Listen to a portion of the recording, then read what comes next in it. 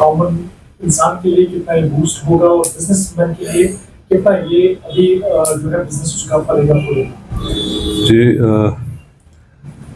GST के ऊपर जो अभी आया हुआ है, रिडक्शन आई है, सबसे पहले है on behalf of entire handicraft sector में honourable finance minister miss Sitharaman ji का बड़ा शुक्रिया अदा करता हूँ कि उन्होंने हैंडीक्राफ्ट सेक्टर को, जिसके अंदर शॉल्स है, कारपेट था ही पहले 5% या बाकी आइटम्स वुड कार्विंग वगैरह, सबको 12 से लेकर 5% में लाया है। तो डेफिनेटली ये एक बड़ा हमारे लिए एक मतलब बूमिंग है। इससे हमें पूरी उम्मीद है कि हमारा हैंडीक्राफ्ट सेक्टर एक बूम कर सकता है, और खुसूसन डोमेस्टिक मार्केट में, क्योंकि इंटरनेशनल जैसे एक्सपोर्ट में तो जीएसटी वापस मिलता है एक्सपोर्टर को, पर डोमेस्टिक हमारी कंजप्शन ज़्यादा, जो हमारे हाई वैल्यू एंडेड शॉल्स है, कारपेट्स, वो डोमेस्टिकली बिकते हैं। तो उसके अंदर एक अच्छा खासा फ़र्क सेल्स में आ जाएगा, एक बड़ी अच्छी मतलब बड़ा अच्छा हो गया हमारे हैंडीक्राफ्ट सेक्टर के लिए।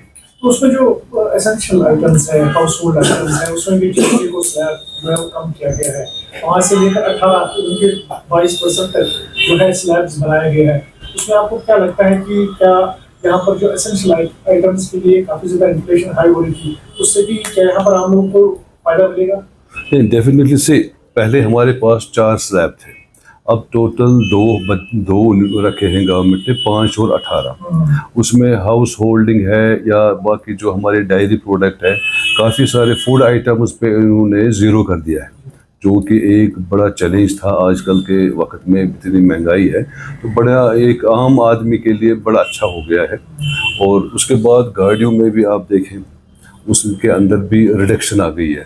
लग्जरी गाड़ियाँ जो कि 50% थी, उसको 40% पे लाया है, और बाकी जो 1200 सीसी गाड़ी है उसको 5 तक लाया है, या अप टू 1500 उस पर 18, उस पर भी एक अच्छी खासी राहत मिल गई है लोगों को।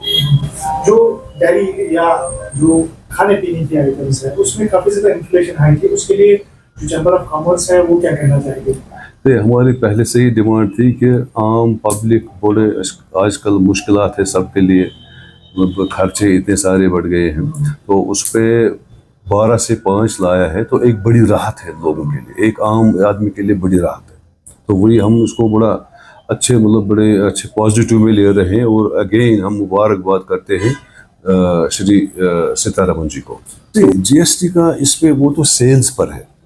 अगर कोई सिक यूनिट है वो प्रोडक्शन में नहीं है, तो उसको जीएसटी के साथ मुझे नहीं लगता है कुछ नहीं देना, ये सेल्स के साथ है। एक आम आदमी के लिए अगर हम मतलब ले लें एक पश्मीना कानी शाल, ये आजकल तकरीबन 70-80 हज़ार रुपये इंटू 12%, यानी 8-10 हज़ार रुपये उसके ऊपर जीएसटी बनता था। अब यही जाके बनेगा अब 4 से 5 हज़ार रुपये। तो डोमेस्टिक मार्केट में इसका बड़ा अच्छा खासा पॉजिटिव असर पड़ेगा, और आम पब कोई भी अब ले सकता है, क्योंकि अफोर्डेबल हो गया, जीएसटी 7% कम हो गई उसके ऊपर। या इसी तरह से हम वुड कार्विंग देखें, उस पर भी कितना हाई जीएसटी था, अब 5 पे आ गया। पेपर मैशी पे 5 पे आ गया। कारपेट हमारे थे ही पहले ही 5, और बाकी सारे जैसे फैब्रिक हम बना रहे हैं या कोई टेक्सटाइल प्रोडक्ट, उनके भी 5 आ गया। तो 100% इससे बिजनेस बढ़ेगा। देखिए, जीएसटी जो रिफॉर्म्स आए हैं वो बहुत अच्छे रिफॉर्म्स हैं। After a very long time consistently government को रिक्वेस्ट की गई थी कि जीएसटी में थोड़े रिफॉर्म्स चाहिए और उनकी ज़रूरत है, बट अनफॉर्चुनेटली पिछले 10 साल से, और स्पेशली जब से जीएसटी इम्प्लीमेंट हुआ तब से, तो ये लोगों ने कोई रिफॉर्म्स नहीं लाए। लेकिन अब नीड ये है कि आम जनता को कोई राहत मिलनी चाहिए। और मैं बिलखुसूस जम्मू कश्मीर की बात करूँगा और पूरे हिंदुस्तान की भी बराबर बात करूँगा कि जीएसटी रिफॉर्म्स की वजह से ये होगा कि डिस्पोजेबल इनकम जो है, इनकम इन हैंड जो लोगों की है, वो बढ़ जाएगी। उसकी वजह से there is something called as multiplier effect. जैसे आपके पास ज़्यादा डिस्पोजेबल इनकम है तो उसकी वजह से आप ज़्यादा खर्च कर सकते हैं, उसकी वजह से माशरे में जो इकॉनमी, जो पैसा है वो ज़्यादा सर्कुलेट होगा, उसकी वजह से डिमांड भी इंक्रीज़ होगी। And at the same time businesses, local जो लोकल बिजनेसेस है या बड़े बिजनेसेस है, एट द सेम टाइम जो लोग, आम जनता है, उसको काफ़ी फ़ायदा मिलेगा क्योंकि ज़्यादा इनकम हाथ में होगी। और एक और बात ये कि जीएसटी के रिफॉर्म्स काफ़ी बहुत ज़्यादा ज़रूरत थे, और मुझे पूरा यकीन है इसकी वजह से अब थोड़ी राहत लोगों को मिलेगी। देखिए, रेवेन्यू पे तो इम्पैक्ट होगा, लेकिन मैं एक बात और बता दूं कि रेवेन्यू, ये सारी चीज़ें अल्टीमेटली लोगों के बेहतरी के लिए होता है, और लोगों की जो बेहतरी इसमें है कि उनके पास इस टाइम पे, क्योंकि फ्लड सिचुएशन भी है, पहलगाम की सिचुएशन भी हुई है, तो उनके पास डिस्पोजेबल इनकम ज़्यादा हो। और एट द सेम टाइम मुझे पता है FRBM एक्ट के हिसाब से आपको शायद 3% के हिसाब से आपको फिस्कल डेफिसिट पे रन करना पड़ता है, लेकिन जब कभी भी इकोनॉमी में स्लंप आता है, डिप्रेशन आता है, रिसेशन आता है, या कोई नेचुरल कैटास्ट्रोफी होती है, नेचुरल कैलामिटी होती है, तो it is imperative for the government to run on the deficit.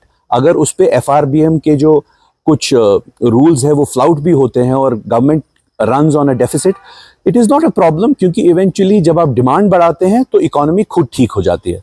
तो अपनी अपनी थॉट प्रोसेस हर एक का है, लेकिन मैं ये कहूँगा that it is imperative for the government to run on a deficit and give better packages to the people, even if it's borrowing from Reserve Bank of India and other institutions to fund this growth right now, because Jammu Kashmir को इस time पे ज़्यादा ज़रूरत है एक friendly government की, जो फिस्कली उनके जो एक हिसाब से उन्हें हेल्प करे इस इकोनॉमिक स्लम्प से। इससे कोई फिस्कल क्राइसिस ये सब नहीं होता है, क्योंकि हमने पीछे भी देखा 2009 में जब रिसेशन आया था पूरी दुनिया में, आप देख लीजिए किस तरीके से ओबामा साहब ने एक बहुत बड़ा फिस्कल पैकेज दिया था अमेरिका को, या उस टाइम पे मनमोहन सिंह साहब ने भी कितना बड़ा पैकेज दिया था, या कभी भी जब कोई भी कैलामिटी आती है तो एक फिस्कल पैकेज दिया जाता है वो, and you can fund that through NITI Aayog, through government, central government, RBI and other institutions who can give you loans. But it is important that people should have money in their hands in these tough times, because already there is a lot of unemployment. Baisaran incident has caused a lot of havoc in the tourism industry, and abhi jo fasal bhi kharab ho gayi hai hamari, so it is important that the government should give relief to them, and even if it runs on a deficit, that's not a problem. Eventually it course corrects itself over the course of time.